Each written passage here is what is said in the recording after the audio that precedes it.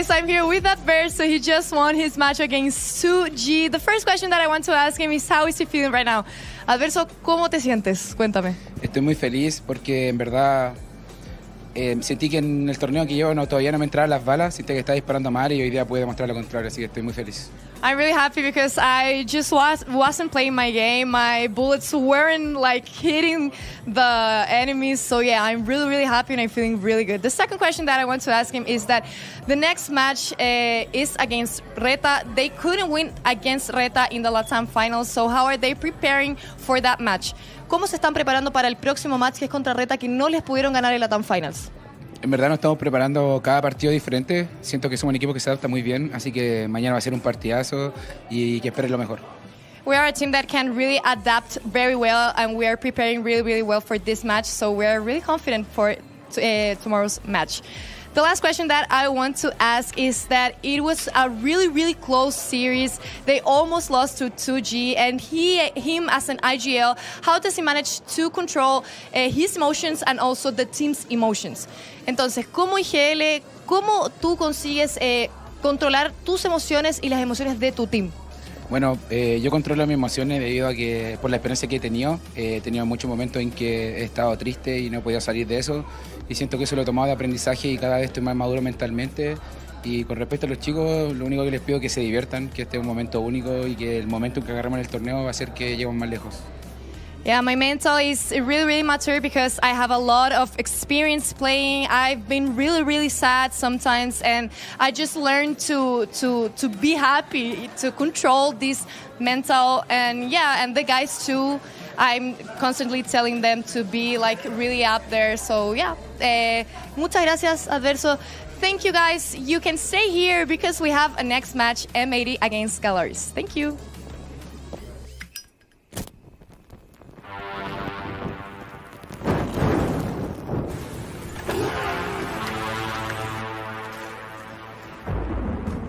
They say in life, there are no guarantees.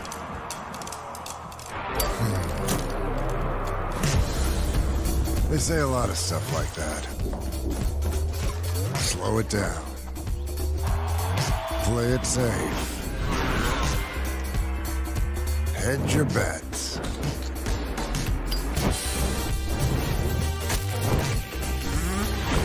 So what? You gonna listen to that? You gonna stop because they can't guarantee you'll pull this off? No guarantee you'll win? No guarantee everything's gonna be fine?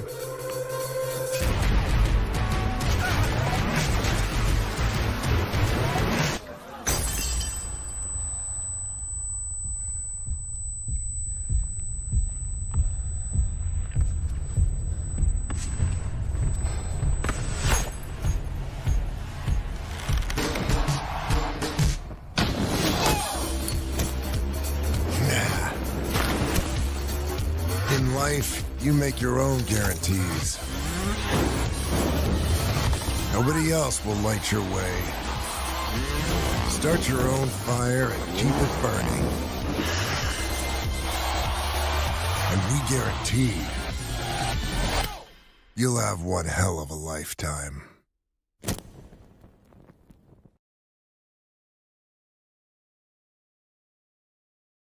That's a tough one as well because it depends of the mood I have in that day. Chris MJ, but I listen to everything. Actually, my favorite band is Coldplay, so my first answer is pretty meme to think about it because I like very much Coldplay and The Weeknd. So yeah, I like music in general. So artist, that's an easy one. It's Kendrick Lamar. Yeah. I like rap, I like R&B, I like jazz, but yeah, right now, last couple of years, I think, I've been listening to Kendrick a lot, yeah. I think at the moment, I really like the pop, actual pop generation, which is happening now. So, lately we've been hurting almost all the team, we have been hurting Dua Lipa a lot, so yeah. Probably just like regular like pop or K-pop, and artists, probably like Olivia Rodrigo right now. I am DDB. It's a R&B artist. I like a lot. Now, I prefer Marshall Matters. Yeah, Marshall Matters. This, yeah. But when I was young, I preferred Slim Shady music songs. Well, I used to listen a lot of Brazilian trap, but since after I moved to Mexico for this year, I started listening to a lot of I don't even know how to call the genre, but Bad Bunny and stuff like that, like Latino music. So I'm around this genre for now.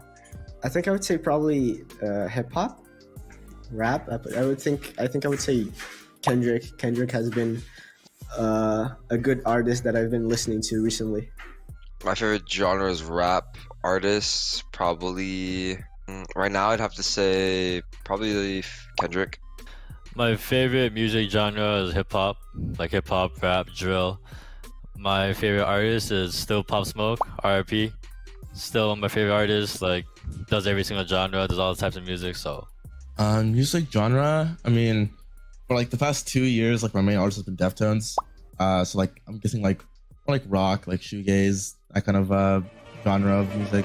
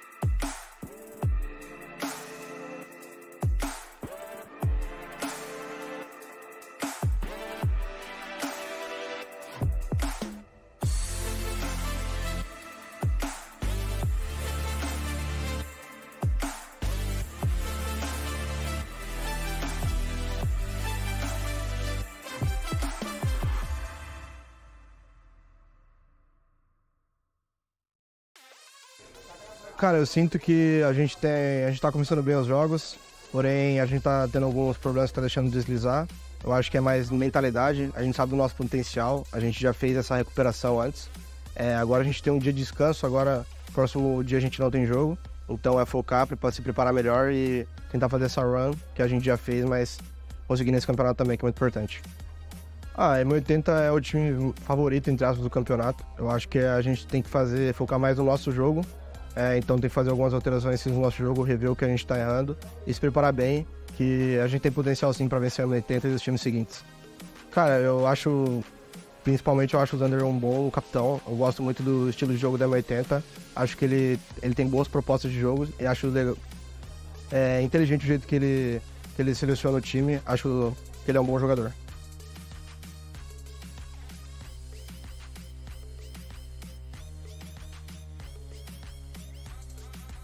I don't think the team was really worried, to be honest. I think we knew we were going to come back and win. Where if you check all our games, usually we end up going down and we always just like claw our way back. And that's something that we're working really hard on. If we could do what we did on Haven more consistently, like I feel like these scorelines will be even more dominant. Very hyper aggressive, a lot of duels. Their Sato players all right. I think the difference is like we all have an overall like better skill team in my opinion, and that goes for any team in the tournament. And I think we just have a very deep pool of strats that is all thanks to like our coach, our IGL, and the team overall. I think I'm playing average. I'm definitely not playing like how I did in playoffs in North America. To be honest, like not even as an excuse, like me and a few others on the team have like really bad food poisoning right now. We took a lot of medicine to try to like not have to like take tech pauses and stuff, but that's not an excuse. I definitely could be playing better even with these circumstances. And honestly, I get better as time goes on, and I will make sure that I'm a big factor into why we win this tournament. I think Sato's a pretty good player. He's a very nice kid. He has a very bright future. Comes up to me in the hotel, just asks like sort of to talk to me. But I think he's still a level below me, and I think he's about to feel it when we face it tomorrow.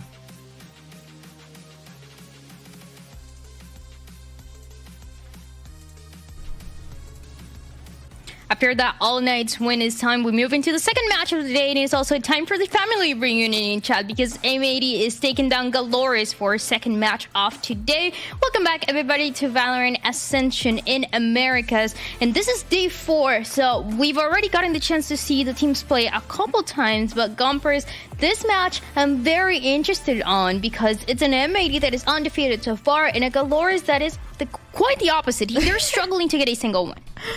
See, opposites attract, though. Listen, you know what? I'm going to defend GLRS here because, you know, they're my pick and all. I'm going to defend GLRS here. 0-2, always, you know, things change. And I think change is coming. I think GLRS right now, right? They know they're the underdogs. They know nobody thinks they're gonna win. They know for a fact all they can do right now is play the best game and play that underdog story. And honestly, oh, you got a little flash of me for a second. I know you guys missed me. But this, in particular, I believe truly that not having as much pressure is going to help them. It's something that we talked about yesterday, Stereovillain, because we were saying GLRS, they're going against M80, they're going against this very, very strong force, one of the favorites in the tournament, and they've been struggling to get wins. So you're seeing this GLRS as well. We already lost for this third match. We have nothing to lose, and that might be something to help them out today. Yeah, I think going against the favorite, sometimes the expectations, like maybe as the underdog, you're like, okay, like even if we do like a good showing or we take off a map, it'll be good for us. But I think, you know, if you want to make it to playoffs, this is pretty an important match to win as well. But, you know, GLRS isn't doing badly. They've had pretty close games against TSM and their loss against AK. It just feels like they're just almost there to win those games and they're just not quite there yet. So maybe today something in them awakens.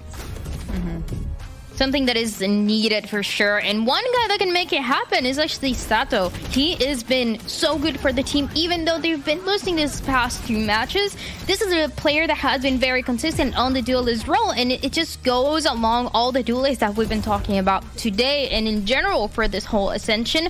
And it's a lot of pressure to put into this guy, but he is one of the future players that you can expect maybe in the tier 1 level in one way or another. And I don't want to put so much pressure into him everyone saying this is all up to him. He has to perform like crazy, but he is definitely a key for success, Gompers, to see if GLRS can push M80 and maybe even get those wins. I agree, actually. I think Sato is going to be that huge benefactor of whether or not GLRS is able to. Honestly, everyone in particular, but Sato in general has pushed for the team in a lot of moments to get close to that victory. And it's not like GLRS has been getting like stomped on, right? It's nothing dramatic like that. This team has held their own for quite some time against really strong teams. They've hit the threshold of the OT. They've hit the threshold of being at that match point. But at the same time, they really couldn't just pull through. And I think today's the day. I think they're feeling pretty confident. And let's talk about the team that everybody wants to talk about on this Ascension, and that is M80, a team that is undefeated. Yesterday, they were put to the test for sure going to the third map, but they are still strong. And I love this. I love the pictures because they're all smiling and happy. They're having a good time, Saribun, and they have to be having a good time. They know they're the favorites. They're always confident, and they always prove us why they're so confident. Yeah, honestly, regarding their tweet, I'm surprised they're as happy as they are with the food poisoning that they're experiencing. Yeah. It's so rough to be in this competition, you know, fighting for a spot and having food poisoning, but they really pulled through yesterday. Some of the matches were kind of close, some of the maps, but they really just came out on top with the win. It's not easy to do when you're sick and you're trying to get the win. You're trying to ignore that you're sick pretty much as you're going to the match. And that is something that they were able to do. And I love that Xander is being honest about it, because not only were they sick and playing, but also he was insane. He performed so well yesterday, Gompers, and it was not only just one map, it was throughout the IGL. Performing to such a high level is a dream come true for M80. I think what's insane from that too is like it really just goes to show you can sit here and then see these players, sick or not, like put their full attention into the game. Like even if it doesn't matter. Like, and it just shows you all sorts of environments that can come through in tournaments like these where you really can't call it quits because your team depends on you. And even if your whole team is sick, everyone's showing up, and it's so beautiful to see.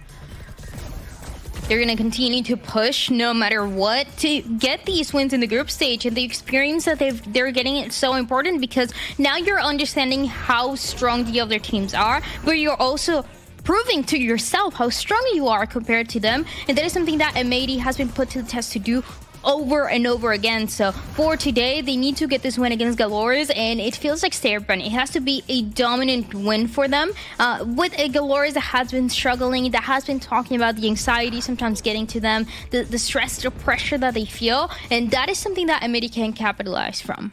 Yeah, M80, I mean, we know they've been here before. They have so much experience. They have veteran players.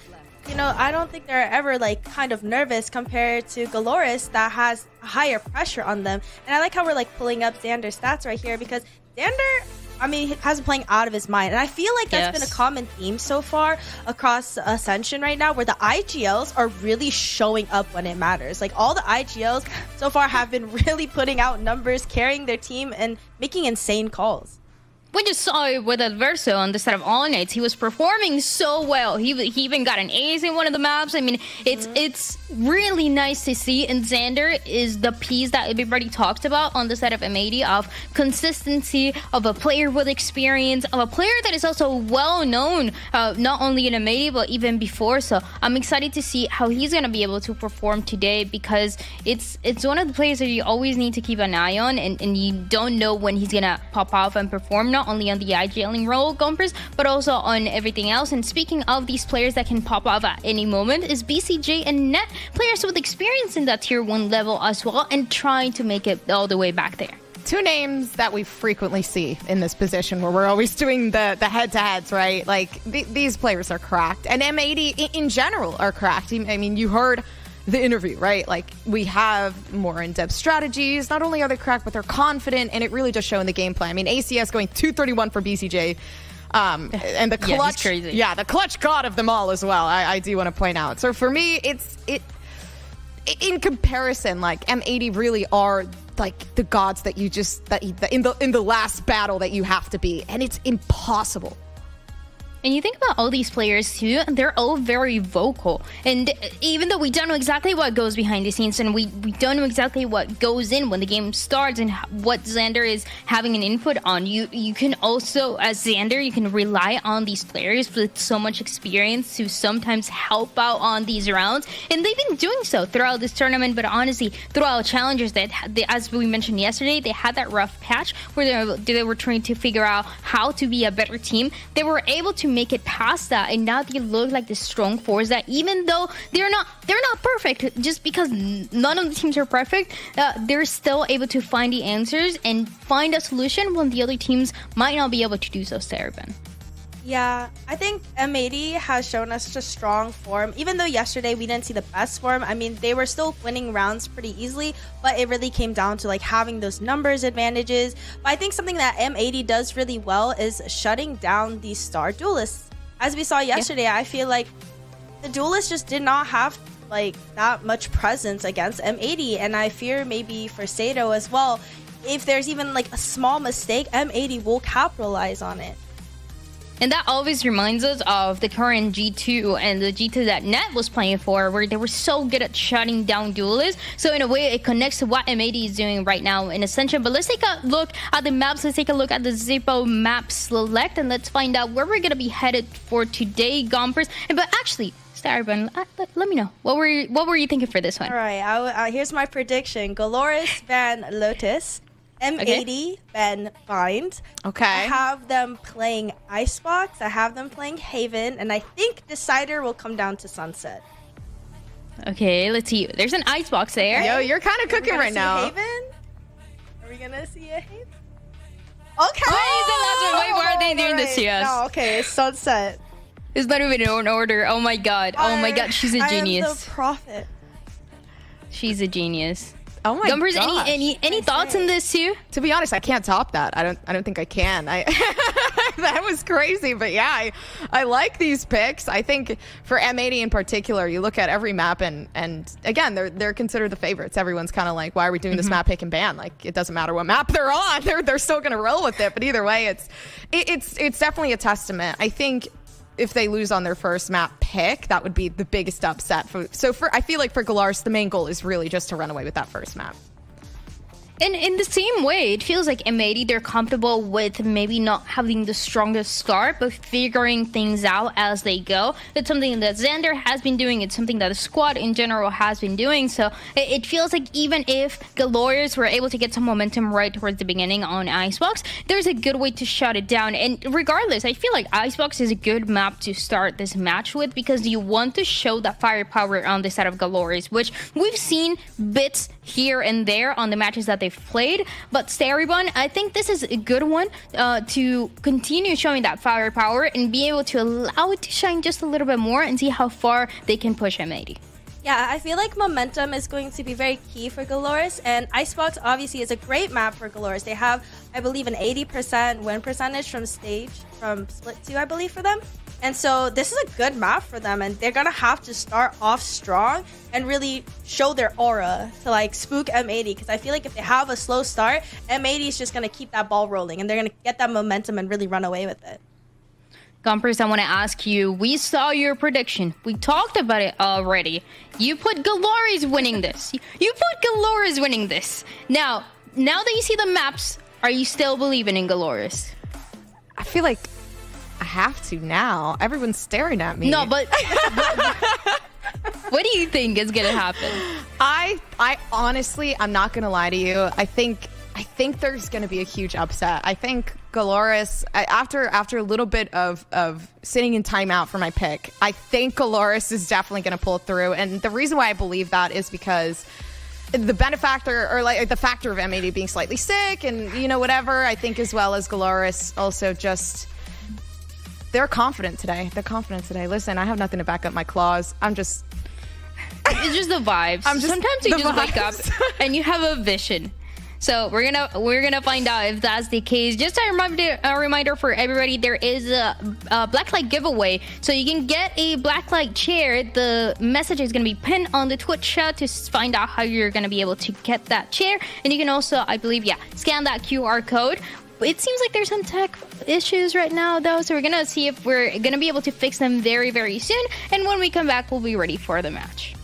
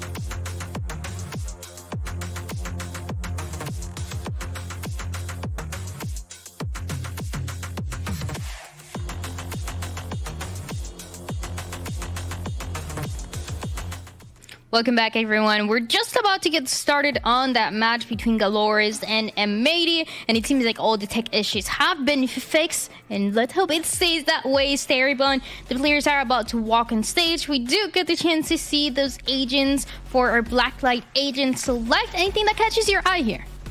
I know. I think this is the comps that we know that they play. They've shown these comps before. I'm just really excited to see, you know, how Sato's going to, you know, use the op to maybe counter M80 and how M80 is going to counter the op, because I feel like the biggest issue with Icebox is just opping, and M80 has done a pretty good job like going against it, so I'm going to wonder how Sato is going to bring in that impact. I want to know as well, something that catches my attention right away is the Sage from the side of GLRS. Gumpers, what do you think are the win conditions for this Sage really quick before we jump into the map? Win conditions for the Sage? I think it's going to be a great counter to BCJ. If I'm going to be honest, I don't know. This is actually a pretty hard assumption. I think there for post-plant positioning, it's going to be great. Well, let's find out how this is going to play out between M80 and GLRS, and it's time to send it to your casters, Wyatt and Shift.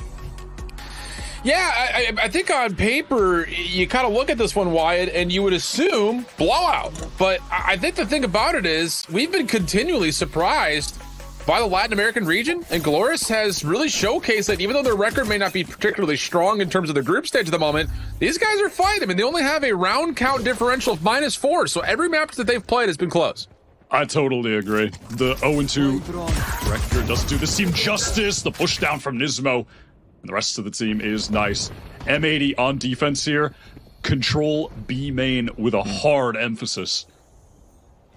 Issue is Urango has gotten around the back, and this could lead to a little bit of an around the world here if GLRS choose to do so, but instead they're going to go for the plant at A. Lots of noise being heard, and well, here's the information. Nice follow-up from Sato, able to at least help out for another. Keeps this for VCJ. I said the rotation at Bay a little while longer, but the Dizzy's now earned. Nice shots. Denies it for a moment. Now the wingman comes through. The rotation is over.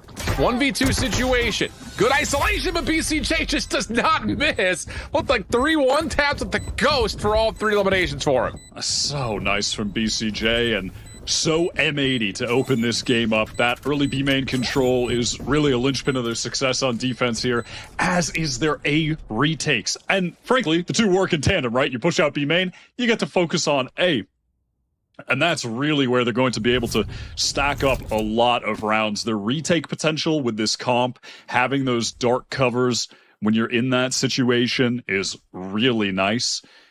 I've been very impressed by M80 on this map. It's been a staple of their pool all year, really. And their comp has never changed. For as much as M80 love to try some crazy stuff, they haven't here. It's been the same. No. And that's the thing is, you know, their history over the course of this map has led you to believe that, hey, if it ain't broke, don't fix it. I think the thing that's been interesting, though, if you look back kind of over the course of Stage 2, I think in particular, you follow that up with, you know, the playoffs at the end of Stage 2 and to what we've gotten so far, is that, yes, the map is still a staple in terms of where M80 can take their map selection if they choose to. But honestly speaking, the results have been tremendously tight since looking at the results all the way back in April. I mean, they've been tested pretty convincingly, but still not enough for them to say we need to make a change in our composition. Yeah, it's found a lot of success. It's a great comp, and listen, at this point, they are so well drilled with it. You could just see that on display in the last game that they played against Rada. It was the map decider. That's where they were able to win, take that series 2-1, and it was just the second they swapped to defense, they were unbeatable. Rada were constantly planting on A, and they could never hold the site. M80 just so well drilled in those kind of situations, those big like 4-on-4, 5-on-5 type retakes. So this is going to be a tough half for GLRS. You know, it's certainly M80's favored one. Yeah, no, that's very much still the case. I think also just kind of reflecting on the path thus far for M80, they have been uncharacteristically so kind of mid in the full versus full purchase rounds compared to what they were doing in VCL Americas throughout the both Stage 1 and Stage 2. I mean, this was one of the best teams playing from an eco advantage all year long. In their first 2 games, they only split 50% of the rounds where both teams were fully purchased, which is very rare to see happen. The other side of things, that has been also kind of a pain point, though, for GLRS. You know, 46%, they are one of the lowest overall in terms of being able to find efficiency when both teams are at full strength. But they've been particularly great in the pistol. So, you know, it kind of feels like maybe a bit of a mischance right there for GLRS after kind of manipulating the map in a decent way. And I don't know. It's just one of those things, like finding the pathway to victory here for GLRS, I think could come in a multitude of different variety of ways. So both these two teams fighting at full strength have to be their main focus coming into today. Yeah, I'm definitely, in terms of, individuals, when I'm looking at GLRS today, I'm really looking again to Luke Zhou, especially when he's playing the Viper. That's really where he puts up some pretty standout numbers. Statistically, it has been his strongest agent in terms of, you know, just sort of the raw firepower data over the course of the year. And on Icebox, his anchoring has been really good. I mean, you think of the great Viper players on this map and what they're able to do over on that B side, you know?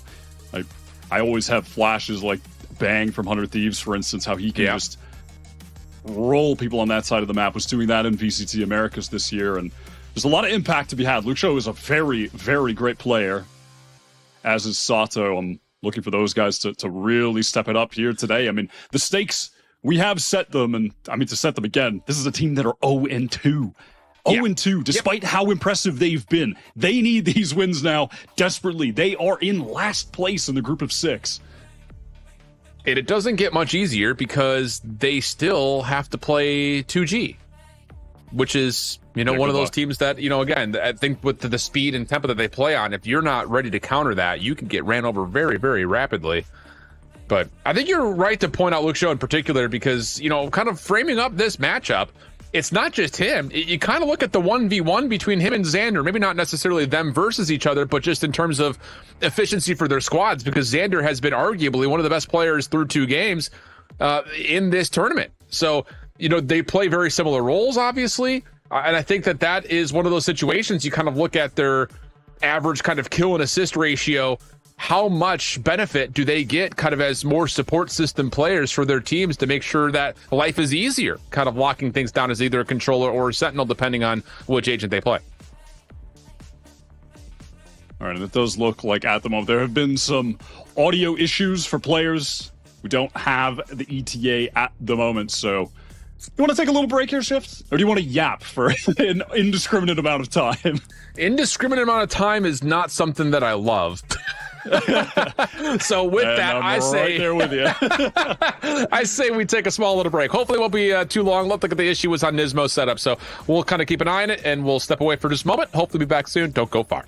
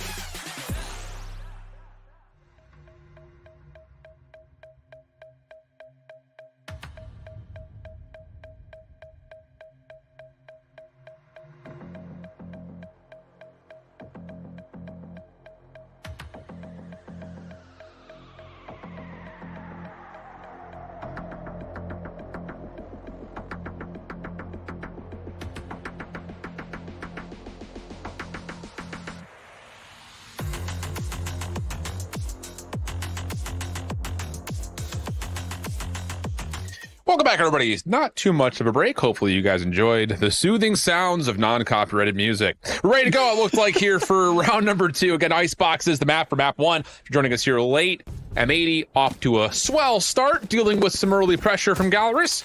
And we'll get round 2 underway, where we've already got the Outlaw in play for Koala Noob, who is no stranger to pulling on a scope on the Omen. Now you got to expect that when you're going up against him. Gets the first nice easy shot. Nismo from down below, and mercy. One of the faster rounds of Valorant that we've seen today. And we watched All Knights vs 2G, and that was even faster. This was even faster. It's crazy. Yeah, obviously not a round that you would expect GLRS to do much, but maybe a little bit more than this, as the replay will be the entire duration of the round, I imagine.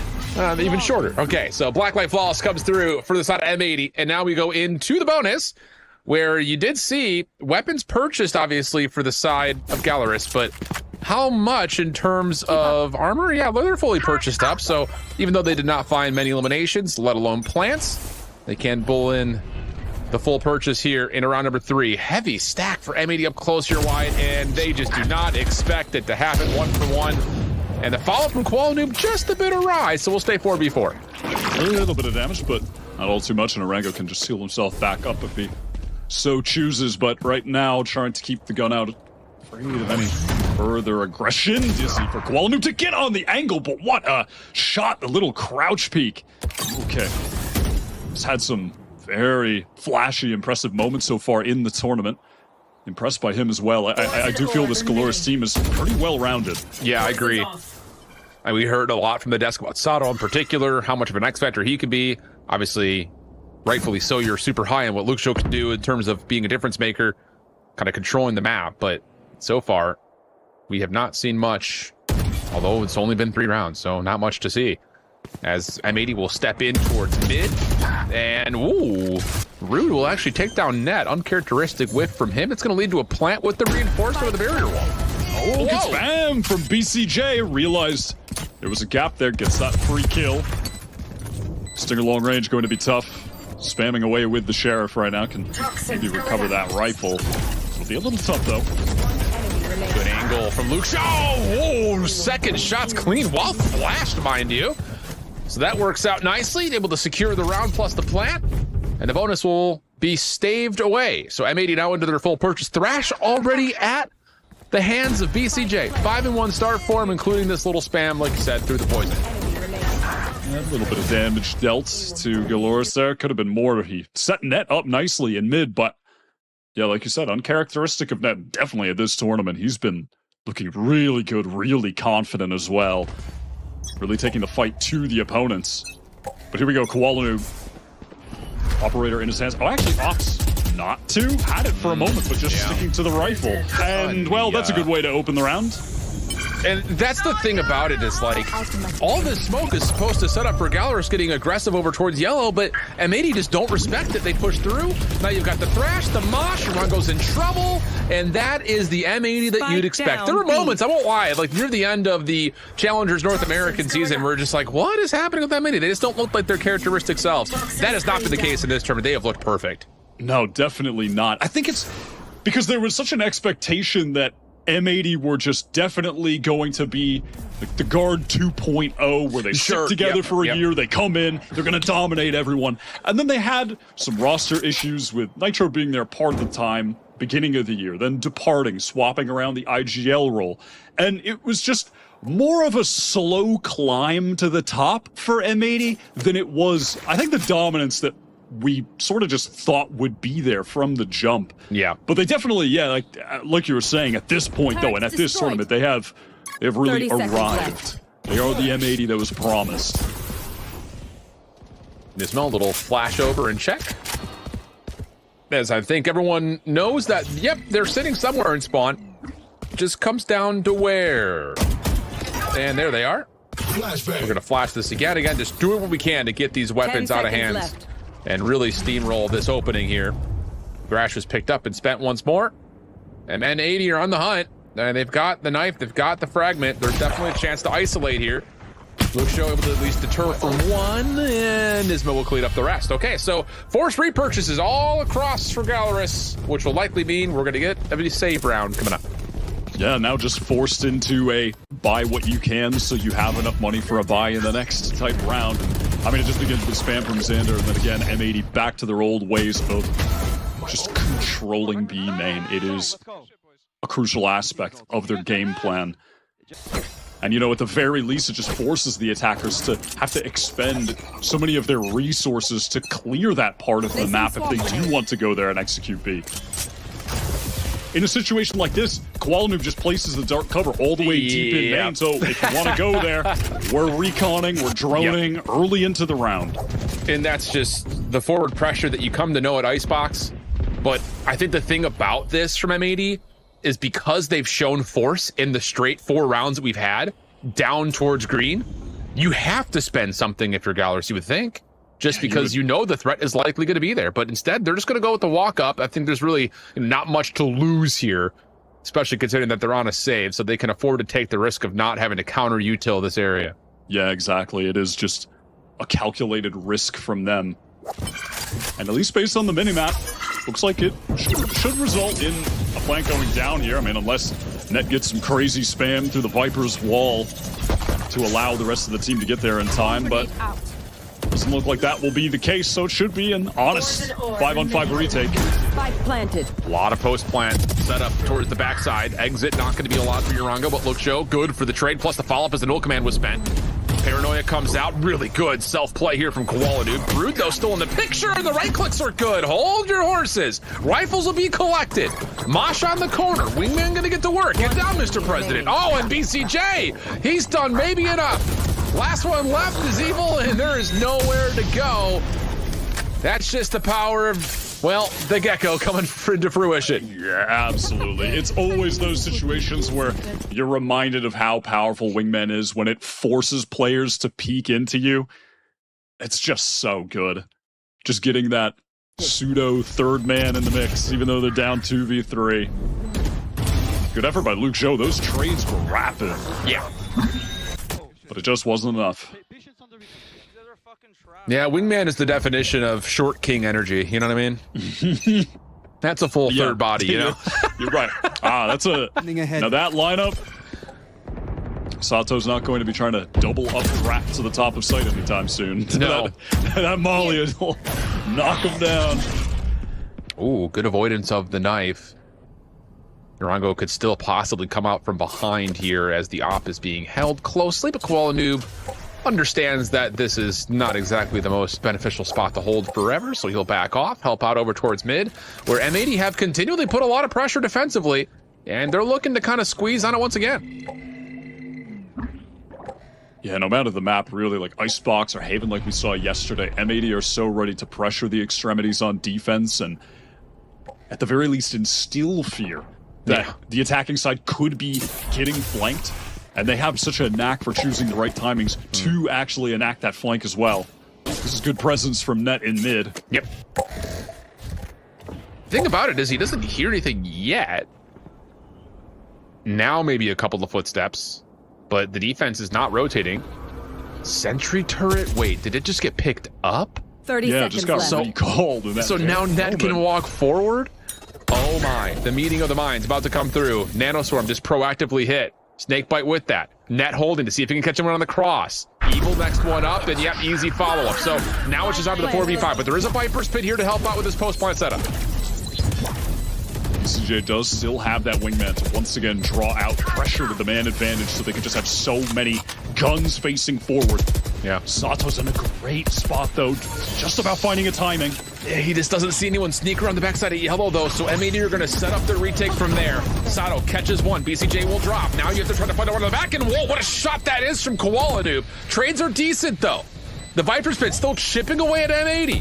Xander on 1 HP. Koala Noob able to find a spam and a Luke show. The fight will fall, and in that, plenty of time to get the spike to halfway and finish the defuse. Just so clean from M80. Yeah, it begins with Net just patient covering mid, and that turret recall timing. Yeah. It just ruined them. And then M80 later in that fight, though, they do a great job as well, just scaling together, circumventing the pit, going back yellow, fighting as a unit. again, just so nicely handled. It's the retakes from M80 on this map that are just so well drilled every single time. Really clean stuff. And the thing that I'm always really impressed by with M80, and it was the same thing for what it's worth with the guard from last year, is their retake timings, they never sweat when the clock starts to really ramp up and force their hand. It's just like everything has a design in terms of it's going to take this long to do this, take this long to do that.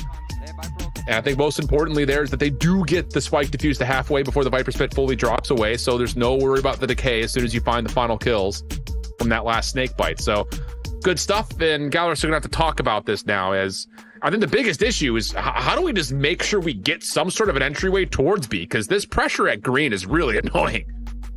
It has been domination of the map control game from M80 that really just gets compounded on once Koala Noob gets that operator rolling and allows the rest of his team to stack wherever he isn't.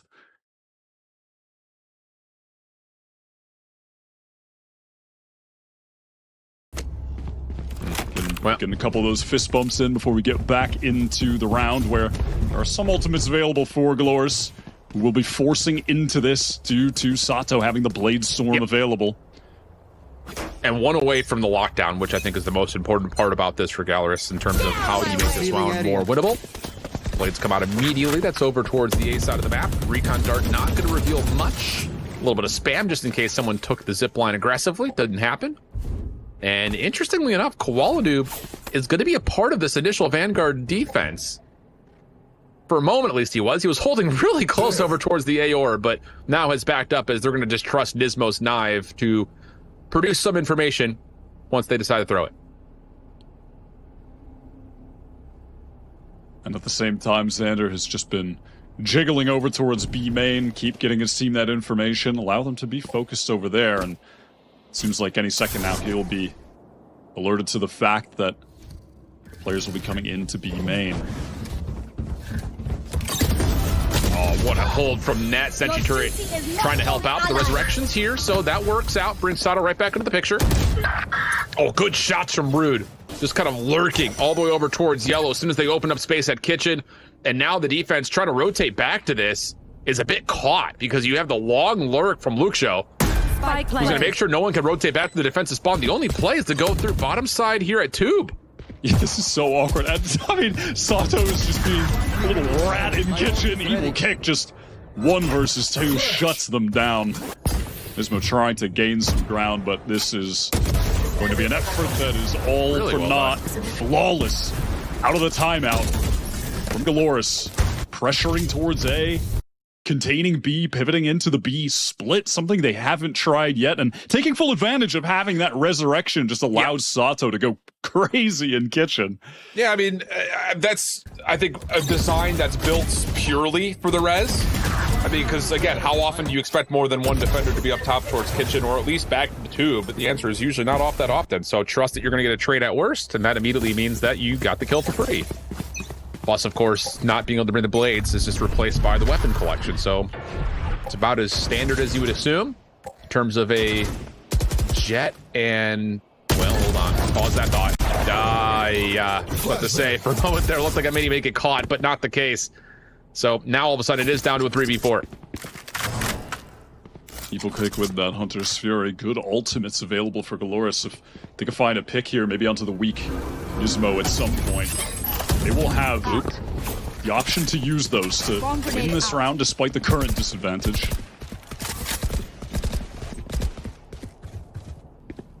Well, they're going to be given some space voluntarily here by M80. Knife is out, but the barrier orb has already been placed. Alarm bot also going to be set behind this. So again, post plant setups are decent. Lockdown also going to be spent early. Going to put some consideration towards M80. Nismo's been hurt up top. He actually catches Evil at long range. So now you can back off and then just reapproach this in a 4v2. Rude trying to hold on from the front doors. Slow orb up top.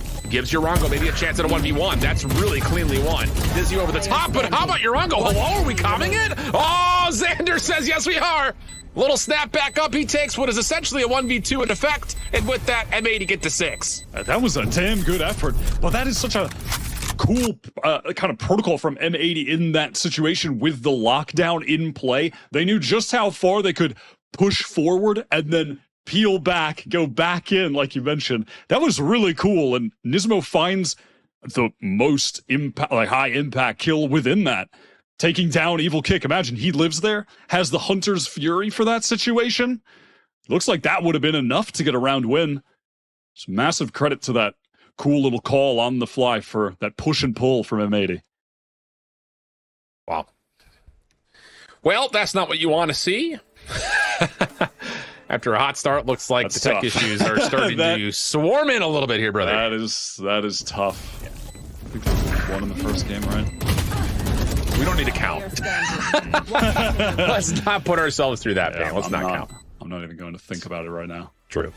I mean, this kind of feels in a certain regard similar to what we were talking about in our first series, where there are some very winnable rounds in here for GLRS. That last one, I think in particular, it's like you kind of are creating something out of nothing in a way, but the numbers advantage is too steep to come by. So how much do you look at the issues and, you know, the first approaches towards these spike sites as becoming the main hurdle here that GLRS have to find a way over? Yeah, the tough part is just going to be addressing the retakes coming in from M80. One of the kind of pain points of having to deal with their retakes is the Omen in those situations. Having the additional dark covers to cut off angles can be very frustrating. It doesn't allow you to play back towards Nest or on Belt or sometimes on 410, depending on how Quality wants to place those. And so, oftentimes it's really about really digging your roots into the site, fighting pretty close up at those choke points, not letting M80 get through. But then when it comes to the site fight, they have great utility to just come right back in close. You know, they'll have a Paranoia, they'll have flashes from Nismo that are going to combo with the Dizzy flash coming over top. It's so tough to deal with this comp. M80, and I mean, listen, it takes a team as regimented as M80 to make it look this good. Sure. But they are just that good with it. And there's a reason they've been sticking to it all year long. They have never swapped off this stuff. Yeah, and I think the thing about it is, I don't really recall too many times, especially from when M80 are on defense, where teams have forced M80 to make difficult decisions with their utility. Like, if things don't feel good on the initial contest of the spike play, then they just back off and just save their utility for retake.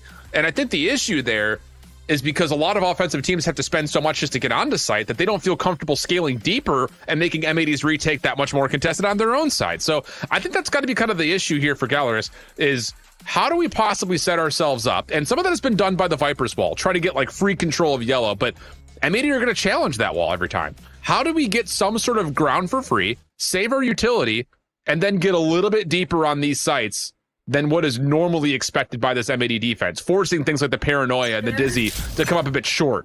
I think that's got to be kind of the issue here for GLRS, is getting that space for free and finding ways to make life difficult for M80 on the retakes. Just taking a look at the economy here, both teams pretty dire, so a lot riding on this round, around where M80 have some quality ultimates available. Wow. And BCJ's just been getting thrashes all day long. Luke Show, he's already cleared it. He finds a window to go into B. Or around mid. Pushing up. Is Evil Kick going to spot them? Oh, this is everything. This timing is everything. Sato on the corner. Oh, they don't know Nismo's here. Does it make a difference? No, it doesn't. 3v1 the situation, and 3-for-1 goes the initial exchange. Rude's still trying to hold his ground, but you got to flex over to Look Show and see if he can punish on the exit. He's good for 2. Does he expect net, though, over the top? That's the real question, and maybe not, but doesn't make a difference. He finds 3 kills. So now the spike can run into A, be planted, and Xander is sitting here like, shoot, what do I do now? I mean, how clutch is that on the swing round for the economy? This Xander has just been demonic in this tournament, though. I would never put it past him to be able to win a 1 versus 2. I mean, does he dare throw down the pit right now? Yeah, for real. I mean, that changes everything, because he's got the snake bite available. Luke Show's got one of his own. Alarm bot dealt with. There's the initial tag. Xander trying to get this to halfway. Snakebite can deal some damage, and it's not even just that. It's a spam through it while he's vulnerable for Luke Show to save the round with 4 in the overall kill feed. What a heroic play for GLRS. Coming straight after M80, just eviscerate their attempt to contact back into A. I think under the impression that with Evil Kick there, he was containing that angle, but it was Nismo just slipping by a little bit too low, out of sight from the crosshair place, and then gets up close. They're able to trade off of him. I mean, can't be understated how much of a hero Lucho is. The M80 economy is in the bin. Not the ultimate economy, though. It seems pretty decent, but maybe not for this round unless somehow they find some Sheriff headshots. Well, and the thing about it is not just the Sheriff headshots. Quality has taken the ropes up top into the offensive side at A. So if he catches someone trying to climb the ropes, that could make things very dicey Here. for GLRS, who seem like they want to try to feel things out. Help is on the way here. VCJ's got a full kit of utility, but Equality Noob was trying to teleport away and he gets caught. First blood good as GLRS now can make their way to A. M80 fast on the retake, rotating over, but doesn't seem like that's going to matter all too much with the gun diff. One player stands. Yeah. Wow. Okay. This is a good kind of momentum shifter here for GLRS. Not just the fact that they win the round, but they do it with the blacklight flawless form. Gets us to, again, what honestly very well could be 5-5. I think there was a thrown round in there for GLRS, and when you're staring down the barrel of a 5-1 start, to be able to pull back 3 of the next 4, brilliant stuff. The economy is very comfortable, and you've got ultimates to boot. It's been quite the recovery out of that one timeout. BCJ trying to refocus, lock in, get back to that tier 1 scene that, listen, he definitely plays like he deserves to be there. That's a fact. M80 back to this B main control early. 3 players stacked up, just open facing. Hoping someone would peek. A lot of info off that delayed 0 point. And now it's just down to reading the timing if there is going to be any sort of a play here at green. Wall will go up. BCJ will get to work on his usual spam. GLRS have learned their lesson, but the owl drone will not see the player in the corner. Uh-oh. Koala Noob could blow this play wide open. Fragment, Paranoia coming through, but Sato, hold on a second. He's around the back. Oh, but gets pulled out of the Tainment. Nismo going to be brought back. And that's essentially a no-cost opening first blood in favor of M80. That was a trap setup that could have triggered any number of different utility pieces, honestly. Dizzy, Thrash, Mollies, KO flashes, the flashpoint, whatever. I mean, they just had a myriad of utility, yeah, to throw out there, deny that and take. But here comes the Viper's Pit, and I still want to draw attention to the Hunter's Fury from Evil Kick to deny this lockdown. There it is. Brilliant. And they get a tag on that. So now Lucio can actually move a little bit further in, but over the top of the Vipers Pit, things are working out decently for M80. They get the trade of Lucio. Pit will fall. 3v3 situation. Xander trying to hold him a low ground, and he is able to go 1-for-1, but now it's just down to quality 1v2. Not a lot of time on the clock. Needs to get this to halfway, and he's not going to be able to. And that's just a brilliant response for GLRS saying, hey, you want to throw the kitchen sink at us at B? Fine. We'll just use our straight members on A to get the movement that we need to get the plant down. It was just perfect post-plant ultimates. Good positioning there as well. Perfect timing from Evil Kick to use the Hunter's Fury, deny that lockdown, and Lujo in this position. I mean, it's really just the ult game, though. All 3 of them were popped from the side of GLRS, and they all got exactly as much value as they needed to. Yep. Defensive Viper Speed being called in early over towards A. Alarm bot inside of it just to make sure that Xander feels nice and comfy, and that just, you cannot let that happen. Burst spam from a Bulldog from very predictable high ground works out for first blood again through green. Not what you want, especially the Viper Speed denying largely any plays towards A. You'll just never, oh my god. Okay. What a shot to even things up, but yeah, no, I mean, you'll never go an attack cap against M80 where you don't have to deal with Koala Noob teleporting up onto yellow early, at least a round or 2.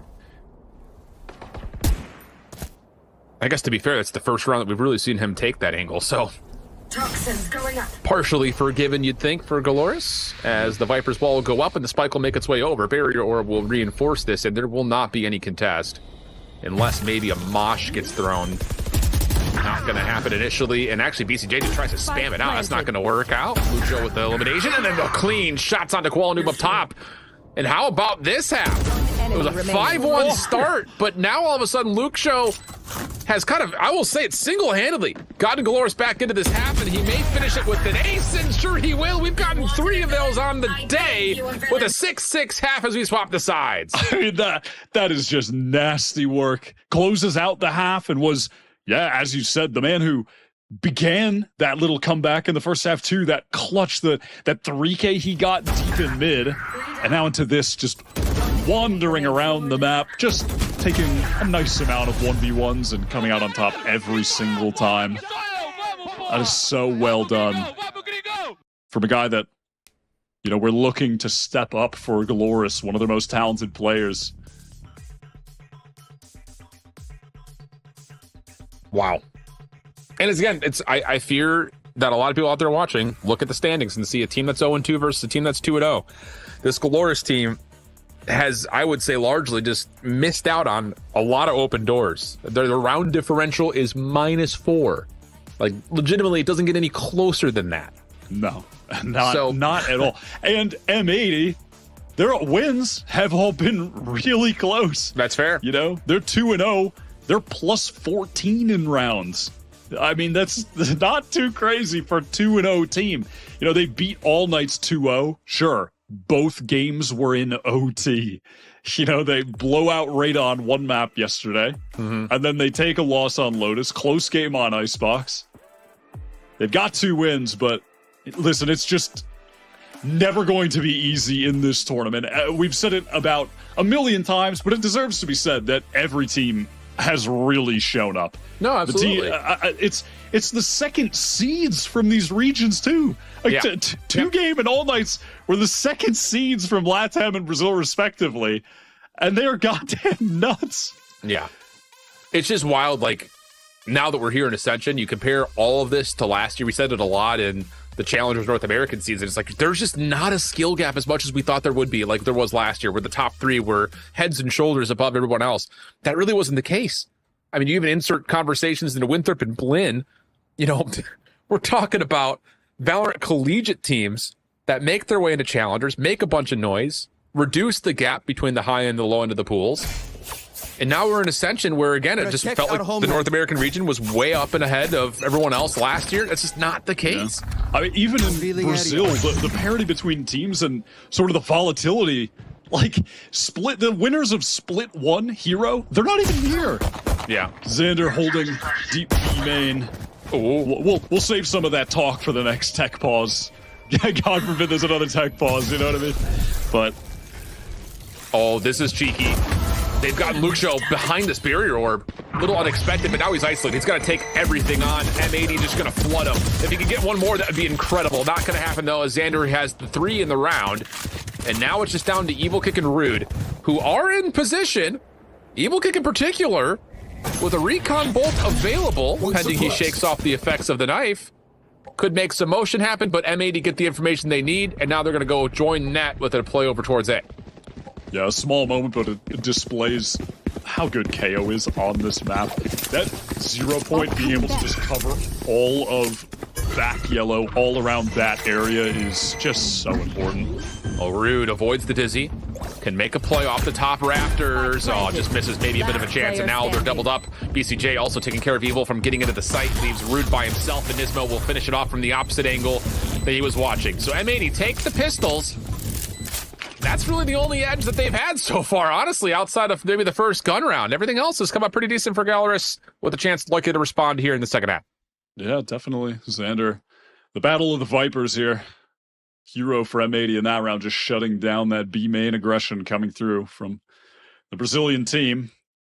Trying to get up there on the scoreboard with Lucio, who's just been the dominant force. I mean, 22!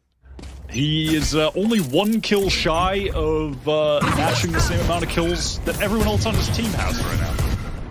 Yeah, it's pretty good. Not bad. And I'd be willing to, I'm no mathematician scientist, but I'd be willing to wager that a lot of those eliminations came in the last 5 rounds of the first half. I think that's a good guess. I think you might be right.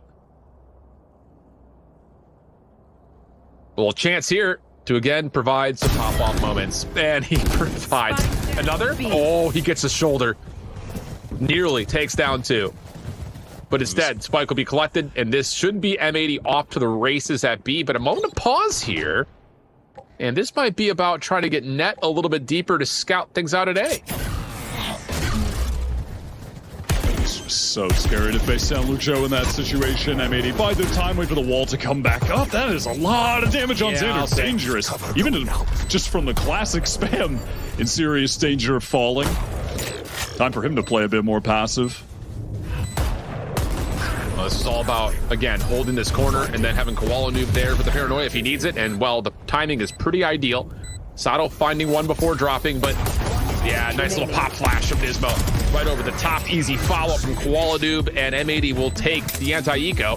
Decent effort from GLRS, to be fair, but not much in terms of the way of being able to counteract the firepower that was in hand. Yeah, it definitely felt at a couple moments like we were just an inch away from this round being way closer. That second shot from Lucho just connecting to the shoulder. The classic spam almost killing Xander, but now nicely recovered. And even just another small moment of discipline, which is something that M80 display constantly, where Nismo gets that great pop flash around the corner, gets one, just doesn't even get greedy for the second. Lets Koala Noob collect from back yellow. Well, Dizzy up and over just to get an early eye over any potential defensive aggression at A. None to be found. Viper's Wall will still provide some shrouded mystery in terms of what this defensive setup looks like.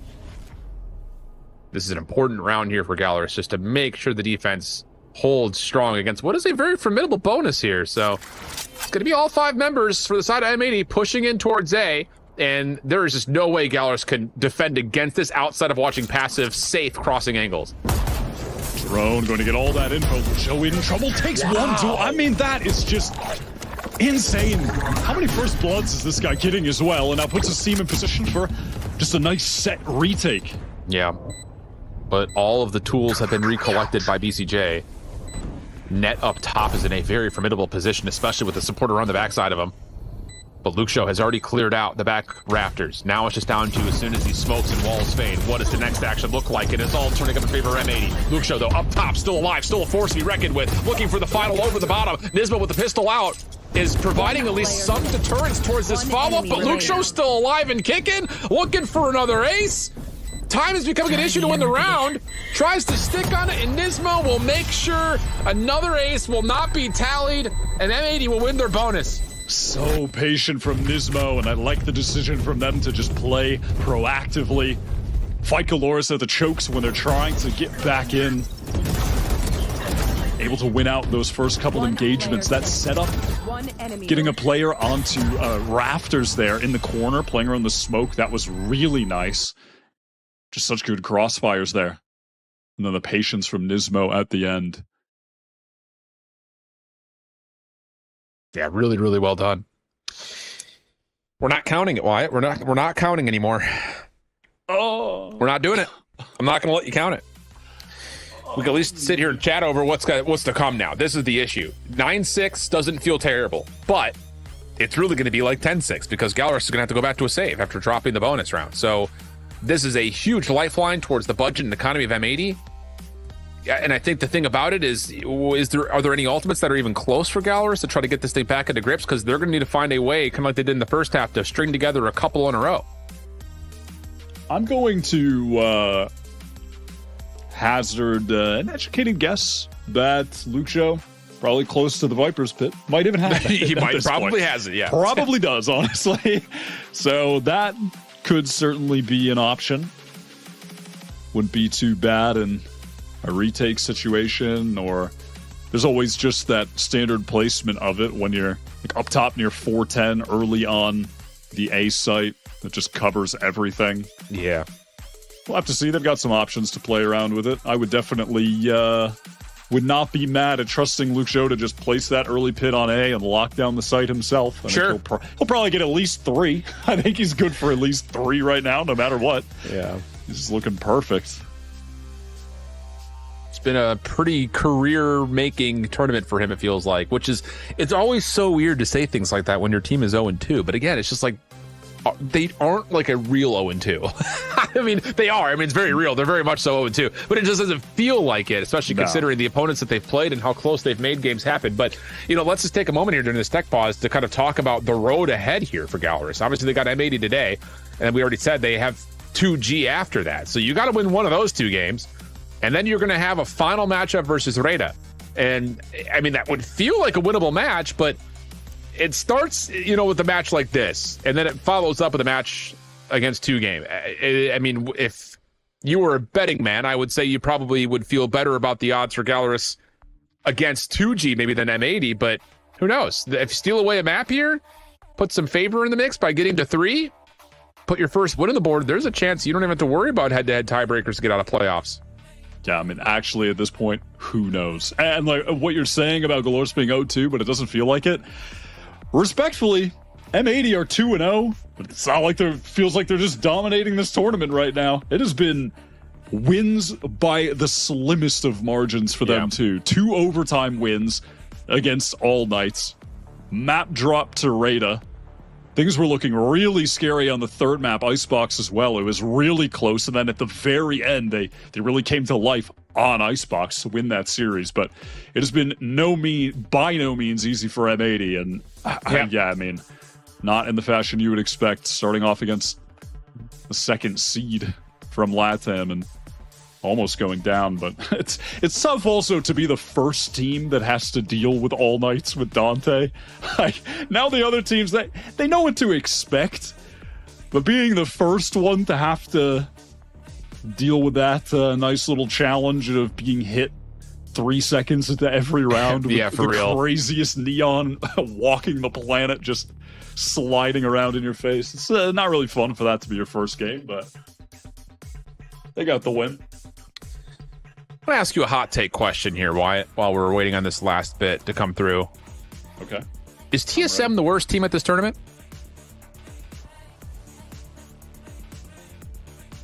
I mean, they did beat GLRS 2-1, but I'll say it this way. If they were to rematch GLRS, I think I would take GLRS, even though they lost the first time. I would say that. Okay. I mean, they were in my top 4 initially going into this event, but they just hit you with a little non-answer. Somewhat answer. That is so political of you. Oh my god. It's a little bit of an answer, but it is a fair question, and I do think it's genuinely.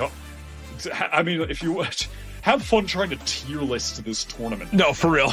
Like power ranking this. I mean, yeah. Good luck. Seriously. It really does feel like it's just depending on who shows up in the day. It legitimately could be anyone's day. Who are you even putting first? I don't know. I mean, right now, I think after 2-game losing, the easy answer is you put M80 first. But I think there's something to be told. Like, you look at M80's schedule, like All Knights, yeah, sure, it looked good. But they played Reda. I mean, they still have to go up against a large amount of teeth of this entire tournament, you would think. I mean, they still have to play 2-game, and then they would finish off. Or pardon me, it's a 2-game they finish off with. They still have to play TSM in that NA battle later, but it's just an interesting question. I was trying to get a little bit of Reddit clickbait out of you. That's all it was. And maybe just dodge that fate like the Matrix. GLRS, they do opt for the early pit, but it's going to be towards B main. They've given Lucho a lot of reinforcements there too. I love it. I mean, I think the thing about it is you can't just trust him to get it by himself initially. You have to make sure that M80 spam doesn't lead to a push through. So I like it. You reinforce the pit, and now you just leave him alone. I like it. Yeah, I totally agree. And they're ready for this M80 pivot. Here come the rotates. 4 players stacked up on A, and that's 4 players with sheriffs in hand. Yeah. This is the definition of hit your shots, kid. See what happens. Evil gonna be the first one tested. Slow peek, but it actually threads the needle between 2 different M80 members. So now the push is on. The denial of vision is good. Koala noob for 2. Nisbo already to the high ground, and BCJ off the plant. And even though Lucho has been a force to be reckoned with, you don't anticipate him being one now with just a Bucky. And yeah, it's just a single headshot from Sato. Luxio trying to rotate over with a share of his own, but this might just be him sacrificing his life to the spike.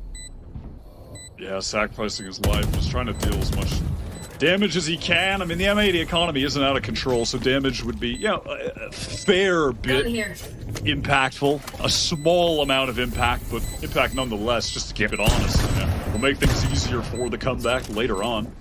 Ooh, that's value. Maybe. Can you find one? Nope, there's one from behind. Sweet. Okay, 10-6 the count.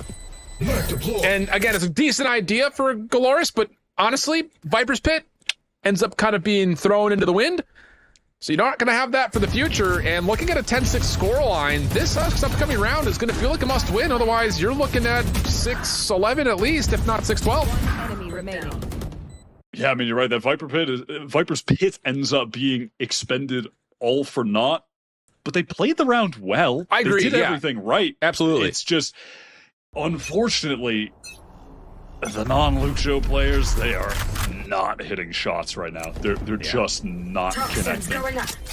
The scoreboard differential is crazy for GLRS at the moment. Oh, here's a cheeky little setup. Some spam over towards yellow. Luxio essentially just getting the ISO, but only comes away with one. But ooh, a follow-up from Yorango's good. Barrier Orb provides an exit. And that's going to be a set of trades that will favor the defenders. So good setup here for GLRS, but like I said, it does come at the cost of their top fragger. Surely they can close this out, though. As good of an opportunity as they've really gotten in this half so far. It's been tough goings. You still have Sato playing back. Yellow Nismo causing some pressure, trying to keep attention drawn towards B as Net lurks his way into A. Giving that, you know, info to the other team on his little reconnaissance mission, finding out that no one is here in the site. This is just such a net play. Oh, I'll say especially if he finds this kill, but the shots are a bit off for both players. Evil eventually able to finish off the damage dealt. Xander, trade is good. He's the spike carrier, so now it's a question of do you plant or do you take the positioning deep? And with support over the top, he will now get the plant off, and it's going to be a 2v3. Welcome. Plant off, it going down. Oh, Rude just going too early. Thought maybe he was going to catch a timing, not the case. So now life becomes very difficult for the last two defenders on this retake.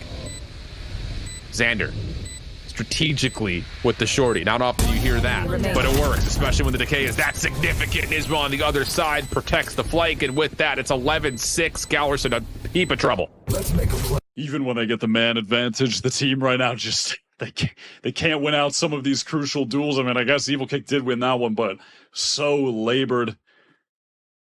Feels like a situation where a lot of these guys are going to need to take a deep breath after this map and reset for the next. We've certainly seen some of that go on in this tournament to a crazy extent. Thinking of Snowzine the other day, got 3 kills on map 1 and 30 on map 2. It's just like a shocking turn of events that happened in that game, but we'll have to see if GLRS can do the same and do the same against the same opponent that Snow did just yesterday. And the question here has to be, do you force buy? You know, do you really think playing 6-12 for 6 straight rounds is going to happen with how things have gone? I'm going to take a look to see what the stats would support that. Eco disadvantage stats aren't great. 33% win rate there. Half buy win rates, not bad. 14 and 14, 50%. So, like, if they do force buy their way in, you know, statistically, it's a flip of the coin, whether they win it or not. So maybe there's a chance there. Hard to say, but I think that's got to be the discussion of, do we force this to try to give ourselves a fighting chance at actually getting to overtime? Because you don't figure, based on what we've seen so far, they're going to win 6 in a row. Definitely. I'm looking to take a look at the ultimates at this point in the game, too. Didn't get a chance to see it before we went into the timeout. That'll have a lot of impact on that decision as well, of course. And at the moment, they've got that res, but that's just about it. Sato, 1 orb away from getting the Blade Storm, so maybe there's a future where he can get that orb, pop the ult, throw the Vandal over to one of those Sheriff-only guys. We'll see. Yeah, it's true. The other side of the statistic, outside of the flip of the coin 50% win rate that GLRS has with half buys, M80 is 21 and 12 when they're at an eco advantage, 64% win rate. So it's not bad. Sometimes it's a numbers game. It's like Valorant Moneyball. Xander is just containing, playing it slow, pretty standard smoke. The quality likes to throw down, allow for some safer passage. Weak, holding the angle. That's the confidence of the man that has 27 kills. You are down to hold an aggro angle. It's an aggressive game of tag, Wyatt. I'll tell you that much. But time is running out in this play, and the issue is, I think Luke Show has made the call of I've done enough, and I can just do enough individually. Like, you guys just stack up. I'll see what I can do from afar to at least limit the time that M80 have to get a plant on B, and then you guys can late rotate, maybe even making the play through tube since the alarm bot's still in play there. But that's a steep call, and looks like M80 are just going to burst their way on to B. There's the smoke. Here comes the hit with the null command. A very early null command. Just trying to play this very safe. BCJ right now has to thrash for the post plan as well. A little insurance policy if things get hairy, if maybe Orango gets a good res for man advantage, something like that. It's just what tools do you actually have to clear this out? You got some shock darts. The slow orb does clear out backside of yellow mostly. Nismo's still going to hold on to this, still has the angle. This is not an angle you want him to have for long. You got to make a play for GLRS. Now it comes through, smoke and a dash on in for Sato. Decent snap, able to find one, but it's not before Nismo opens things up, and then Koala whoa! Impressive shots, and then the Thrash also detains on the Evil, just killing the clock a little bit more, but Luke Show! This guy is everything! 31 kills already on the Viper.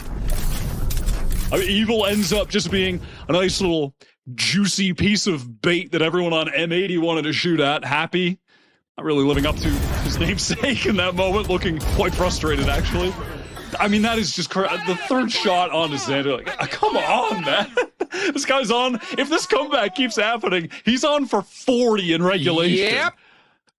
I mean, dude.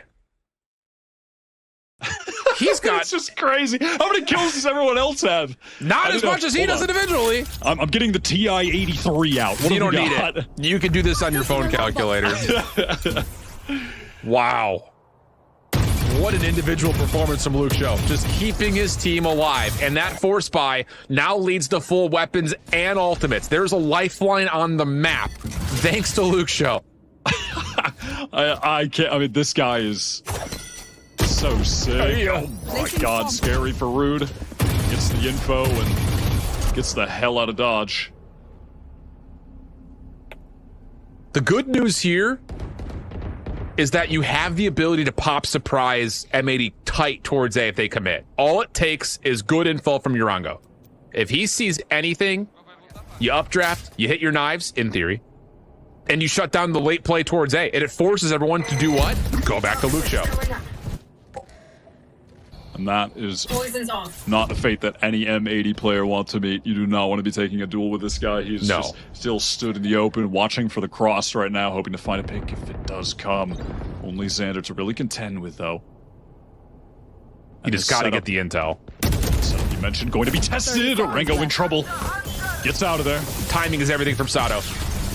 The Hunter's Fury is going to make a mess of things. Sato, when do you peak? Well, there you go. Ah, there you go. Much better from Sato. He's even going to find the third up top, and then Rude over the middle of the map will put things out of contest. 11-8 with a blacklight flawless, and GLRS is starting to cook. That's a second round in a row where in a little moment, M80 are just totally sold on whatever little bait setup happens. Orango up top, falling back. You know, made all that noise is on the rope, and they're like, oh, maybe we can go capitalize off that. He's out of position. Sato is just chilling the entire time. Nobody on M80 coming from belt side, so no one is there to really spot him out. Starting to come to life. I mean, Sato is the other piece of, well, a two-piece puzzle isn't exactly a complex puzzle, but he's the other piece of the, maybe just the duo. We'll say the duo of Lucho and Sato being like really the standouts for this team. I mean, there is the, you cannot click on a post about this team without seeing everyone saying loud Sato. And there's a reason why. If he comes to life now and that duo are fully online, now we're really cooking for the comeback. Oh, yeah. So M80 are going to take a pause to talk it through.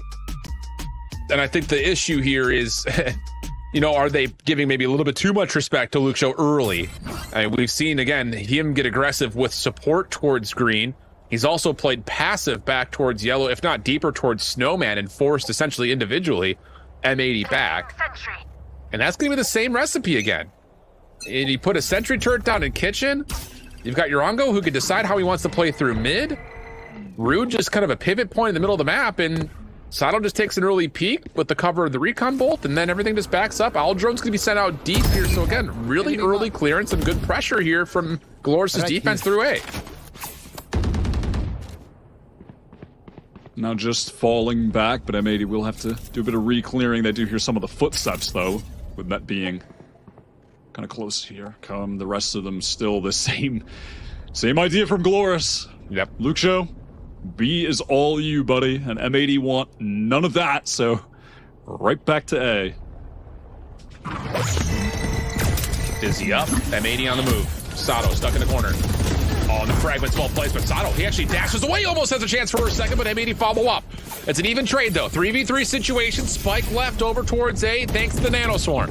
Nismo on the way in, still has a fragment to pause the retake attack as the spike gets planted. Shoulders thrown, Nismo still holding the high ground. Spam now through the screens. GLRS on their way forward. Resurrection's out, no fragment still.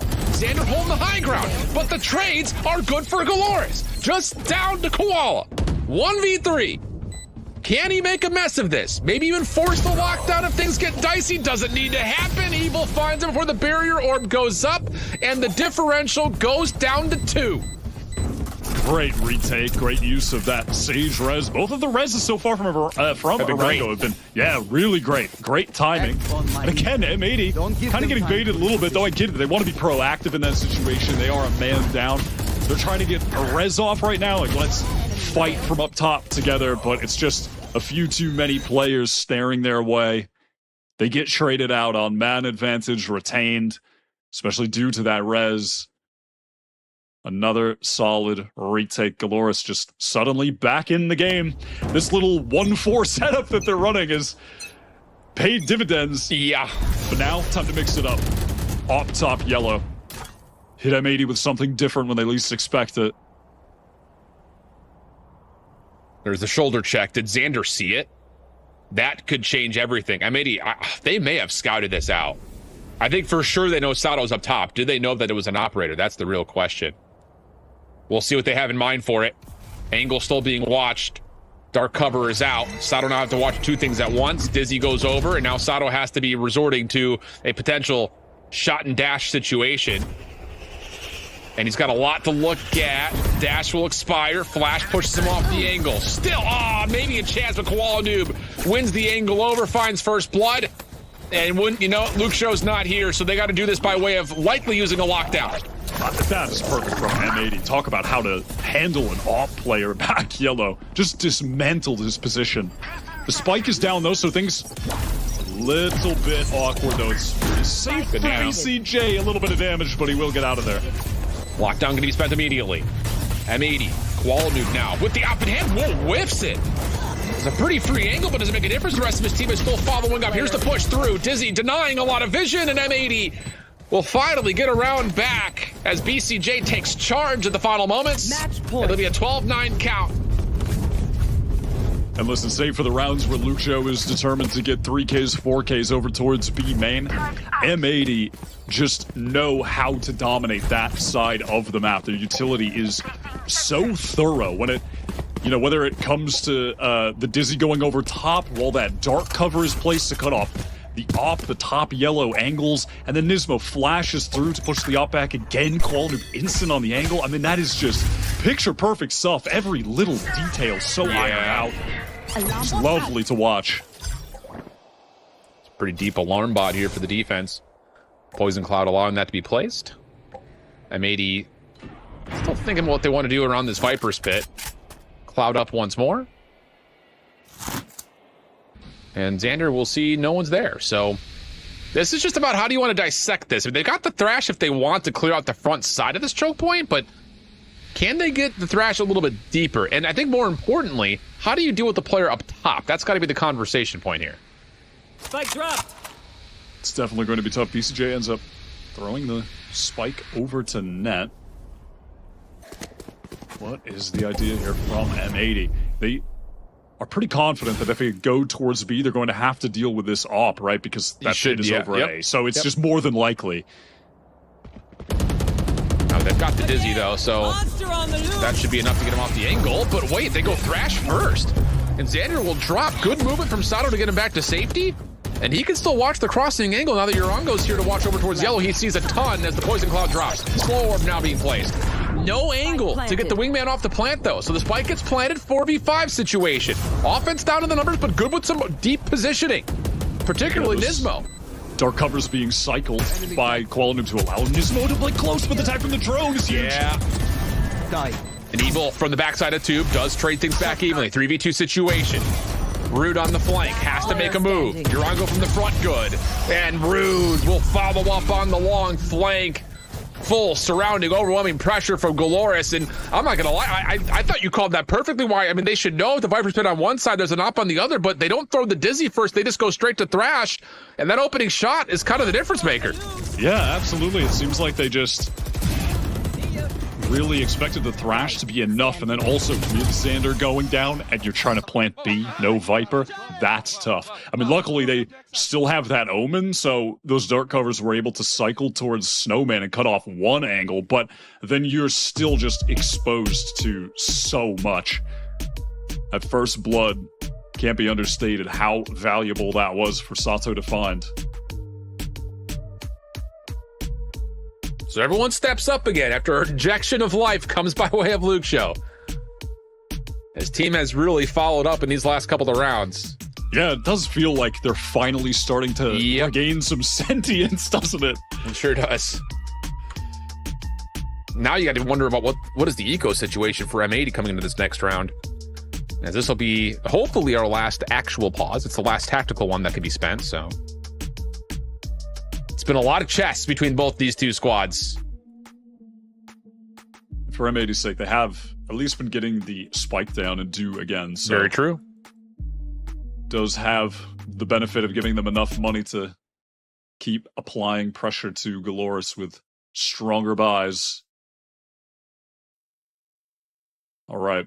Nismo does have that null command back and ready into this round too. So we'll see how that gets applied, if there's just going to be a big hard hit off the back of it. Lucio forward, tight angle. Talk about confidence. Dizzy not going to land. Sees the cross and then is out of there.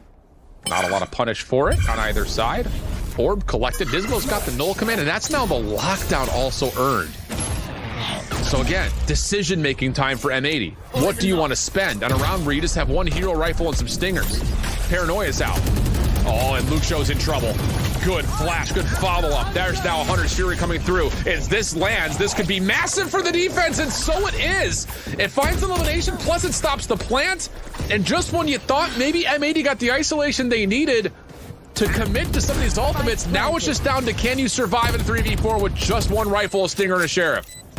Now Rango getting healed back up and still crucially has the wall, so can place that vertical wall so someone can stick the spike. Yep. Qualadoob needs to connect here. Not going to happen. Sato finds elimination. Superior orb being spent. And there's just really no way you challenge this orb. You got to come around the backside of that yellow, and Sato's already here waiting. Evil follows up. It's 2 eliminations in the mix. And it will be now due or overtime. I won't say die yet, but it's due or overtime here for GLRS. And this would just be another casual overtime game for M80. Would be their third one already in the tournament if we do end up getting there. All of their matches, by all of them, I mean just the 2 so far, but neither of them have come easy. The maps haven't come easy, aside from just one of them. Loris 0-2, but standing strong against the 2-0 side.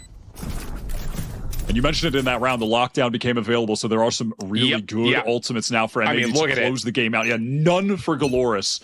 They've got the ults to take the site with that null command, the lockdown, the pit for post-plant. Yep. They've got options here. This game was built for M80 to win this round. I mean, yeah, genuinely, it really was. This is what Valorant is made for. You have an advantage. The issue is the rest of GLRS have really come to life. Sato, he is going to get a chance, you would think. And surely there's a Dizzy this time. No command first. Shot misses. No dash available, so Sato's gonna have to do this the hard way and just walk his way back. And ooh, difficult moment there. Dizzy will scale deeper in towards site. The offensive Viper control also good for the plant. What does GLRS have for the retake? As the Viper Spit is also supplying some support. Sato trying to find an angle, but there are those pesky smokes of Koala Noob. Oh my god, what a peek. Barrier orb down, but Nat gets to work deleting it. Thrash earned off that elimination. But Sato in the back line, he's got the knives out. Can't quite connect though, as the lockdown makes things a bit of a mess. No one detained. It's down to Evil and Urango for the 2v3. Pitt's still very healthy. Net catches one on the interior. There's the first, and now it's just down to finishing it off. And of course, it's Net to get 4 of the final 5. And M80, well, they look a lot cooler and calmer than the map was as they take map 1 13-10. 11. And that right there is the painful experience of trying to make a comeback happen sometimes in Valorant, and you eventually run into the press Q round. What can you even do there? I mean, they gave it a great shot, and Net really stepped it up. I mean, despite all of those ultimates coming in, he really had to be a hero. Just wrapped around that pit nicely to collect that 4K, the initial 2 behind Yellow.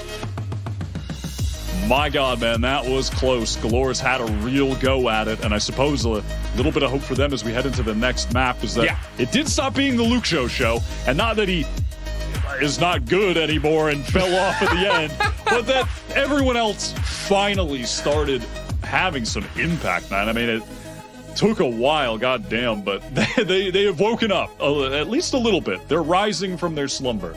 It's an injection of life. I mean, it happened in the first half. It definitely started to happen there in the second, but the individual effect, not enough to get to overtime. So GLRS will see their map selection go against them, and that makes for a very difficult remainder of this best of 3 as we head to break and come back to start talking about map number 2. Don't go far.